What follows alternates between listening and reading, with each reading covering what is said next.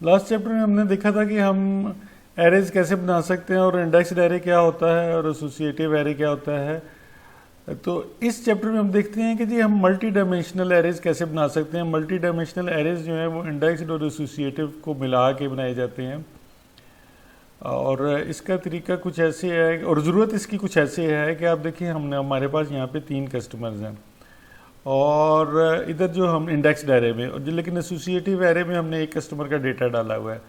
लेकिन अगर हमने तीनों कस्टमर्स का डेटा डालना हो तो वो हम कैसे डालेंगे, उसके लिए हम ऐसे करते हैं, हम इसको कॉपी कर लेते हैं और ये जो एरे डिफाइन करने वाली ब्रैकेट है ये एक और लगा देते हैं और इधर भी लगा देते हैं।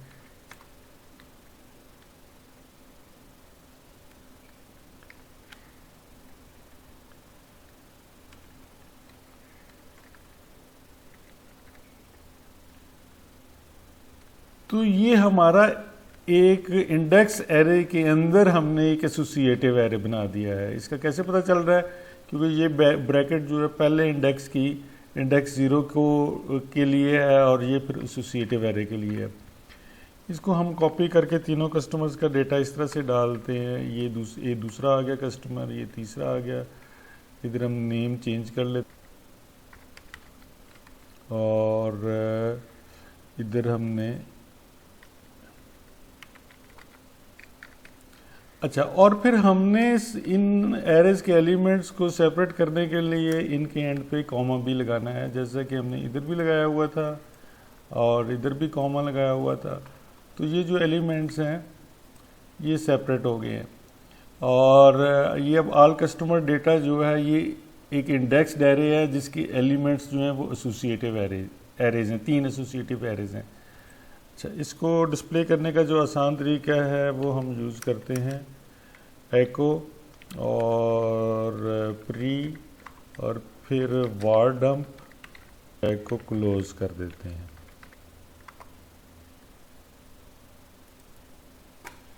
और इसको हम जाके रिफ़्रेश करते हैं तो ये अब आप देखें कि ये हमारा एरे है जिसके 3 एलिमेंट्स हैं।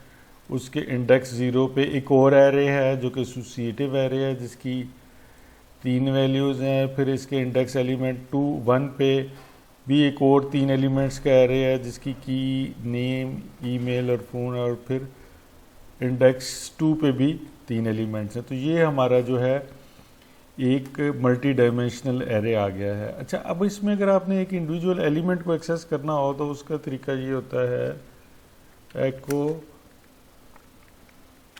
ऑल कस्टमर डेटा और हमने पहले एलिमेंट को एक्सेस करना है और पहले एलिमेंट के अंदर हमने नेम को एक्सेस करना है। देख रही है इसमें कोई इतनी मुश्किल चीज़ नहीं है और इस तरीके से हमने अगर हम देखें तो ये आबेदा आ गया। और इसी तरह से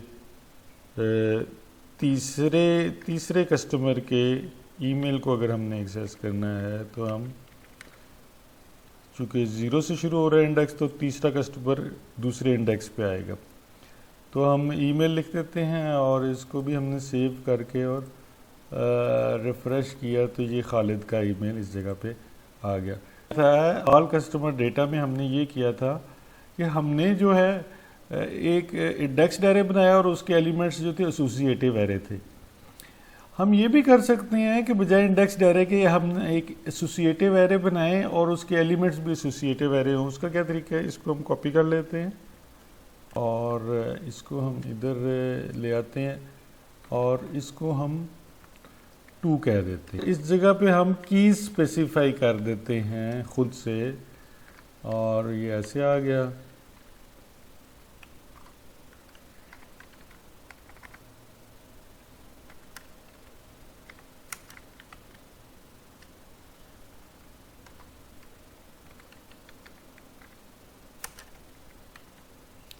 तो ये हमारे एसोसिएटिव एरे हमने बनाया है एक जिसकी की C1, C2 और C3 हैं और उस C1, C2, C3 की वैल्यूज़ जो है वो भी एक एसोसिएटिव एरे है।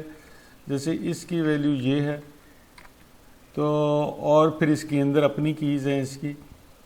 तो इसको हमने अगर डिस्प्ले करना है, हम इसको दोनों को डिस्प्ले करवा लेते हैं ताकि हमें फ़र्क पता चल जाए। ये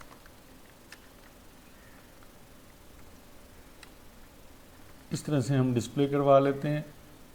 अब आप अगर इसको देखें ब्राउज़र में तो ये पहला तो उसी तरह से आ गया ना 012, और दूसरे में 012 की बजाय C1, C2 और C3 आ गया। तो इस तरीके से हमने एसोसिएटिव एरे, दो एसोसिएटिव एरे यूज़ करके हमने सिंगल एलिमेंट एक्सेस करना है तो हमने जैसे ऑल कस्टमर डेटा का सिंगल एलिमेंट एक्सेस किया था, इसी तरह से हम ऑल कस्टमर डेटा 2 का भी सिंगल एलिमेंट एक्सेस कर सकते हैं। और इस केस में जो है रिज़ल्ट जो है सेम होना चाहिए, क्योंकि उस केस में 2 में वो ईमेल था और इसमें C3 में वो ईमेल है। हम इसको सेव कर लेते हैं और ब्राउज़र पे जाके रिफ़्रेश करते हैं। तो आप देख रहे हैं khalid@hotmail.com और khalid@hotmail.com आ गया। एरेज का ज़्यादा यूज़ उस वक्त होगा जब हम डेटाबेस से डेटा जो है प्रोसेसिंग के लिए प्रोग्राम में लेके आएंगे और प्रोग्राम से डेटाबेस में सेव होंगे, तो फिर आपको पता चलेगा कि एरेज का कितने ज़्यादा यूज़ है। तो लेकिन अभी के लिए आपने ये करना है कि जितना आपको मैंने बताया है इसकी आपने प्रैक्टिस कर लेनी है और उसको इसी तरह से आपने रन करके देख लेना है जैसे मैंने इसको रन किया है ब्राउज़र में और रिज़ल्ट देखे हैं।